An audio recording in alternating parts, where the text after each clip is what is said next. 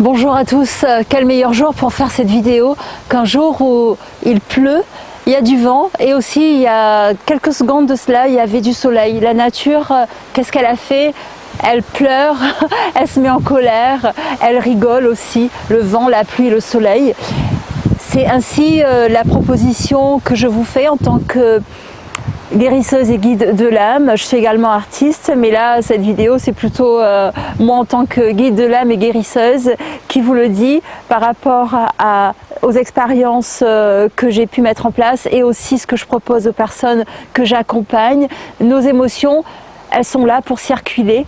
Donc prenons exemple sur la nature, c'est-à-dire quand on est triste, on accepte de pleurer. Quand on est en colère, on accepte de faire un peu de bruit, forcément pas forcément crier après les gens, mais nous-mêmes exprimer cette colère.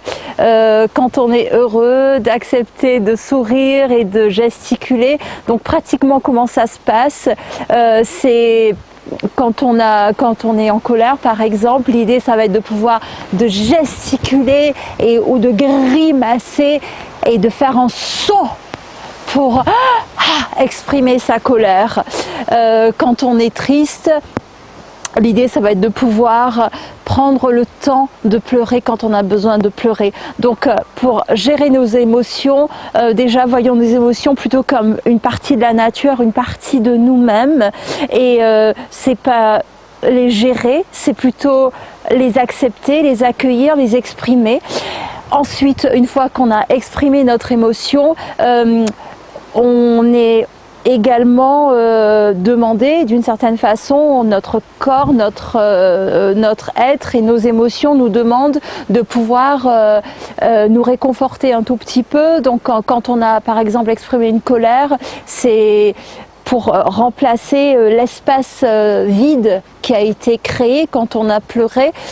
L'idée ça va être aussi de, par exemple, de se donner une petite douceur. Ça peut être quelque chose qu'on mange, ça peut être juste par le toucher, donc de mettre une sensation à l'intérieur de nous.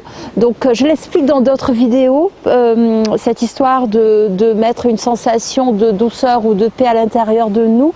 Donc je vous invite à aller voir d'autres vidéos, notamment sur la playlist Comment guérir des blessures du passé. Je l'explique de manière un peu plus détaillée, mais purement dans la vie de tous les jours, quand on a une émotion qui arrive, l'important c'est de la faire circuler comme la nature elle sait faire circuler.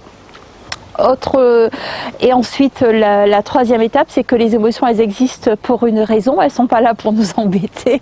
Donc la troisième étape c'est de se dire quand on est plus au calme et quand ça va mieux en fait, de se dire bon, cette émotion, qu'est-ce qu'elle avait à me dire? Parfois une émotion elle est provoquée, je ne sais pas, vous rentrez dans un bus et le chauffeur vous regarde de travers, c'est juste une petite émotion qui est provoquée, il n'y a pas à se prendre la tête de se demander comment et pourquoi, mais parfois il y a une émotion qui devient récurrente, qui est provoquée et donc si c'est dans une situation, admettons c'est une situation de couple et à chaque fois vous vous retrouvez dans une situation où vous êtes en colère envers cette personne, c'est que très certainement dans la relation de couple il y a quelque chose qui doit se transformer et changer.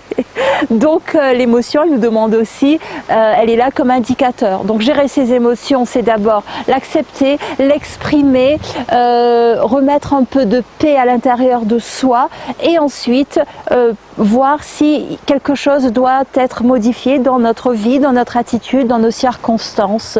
Voilà, dans la formation en ligne qui s'appelle S'ouvrir à sa spiritualité avec créativité, je donne beaucoup d'exemples de comment libérer ses émotions, comment les transformer. Je donne beaucoup d'exemples, ça se passe comme des ateliers. Vous allez me dire, mais qu'est-ce que la spiritualité a à voir avec les émotions? Mais la spiritualité, c'est quoi? C'est être relié à quelque chose de plus grand. Mais comment être relié à quelque chose de plus grand si on n'est pas relié à nos propres ressentis, à nos propres sensations, à nos propres émotions? Donc, se relier à sa spiritualité, c'est aussi se relier à soi-même. Donc si vous êtes sur un chemin de découverte de vous-même, un chemin d'être plus en phase avec la nature avec l'univers et découvrir toutes ces parts de vous, je vous invite à regarder cette formation en ligne. Je mettrai le lien dans le descriptif ci-dessous. Et d'ailleurs, vous verrez aussi, ça vous amène sur mon site où vous avez les autres propositions que j'ai en termes d'ateliers, stages, etc. Donc là, la vidéo se termine. Il y a eu quelques gouttes de pluie et soudain, les oiseaux arrivent et c'est d'un coup tout calme. Donc il y a eu l'expression de la nature et après elle reprend sa vie parce que justement elle s'est permis de s'exprimer. Donc je vous invite à suivre ce bel exemple de la nature et de vous exprimer de manière très spontanée par la voix, par le corps, par aussi l'écriture si vous avez envie, sans forcément aller prendre des cours de telle ou telle activité artistique, hein.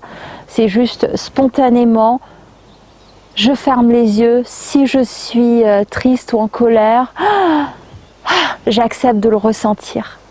Voilà, alors que ressentez-vous à ce moment précis? Je vous invite à le mettre dans le commentaire. Dites-moi là de suite qu'est-ce que vous ressentez après cette vidéo.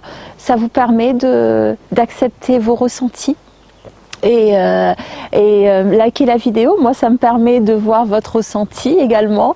Et si vous n'êtes pas abonné, je vous invite sur ma chaîne pour d'autres partages et plein de choses. Merci à vous, le lien dans le descriptif ci-dessous. Regardez d'autres vidéos, notamment faites aussi les soins gratuits qui sont sur ma chaîne. Ça vous aidera beaucoup à exprimer vos émotions. Et exprimer ces émotions, c'est l'accepter, l'évacuer et voir si ça a un message pour nous. Merci pour votre écoute, à bientôt.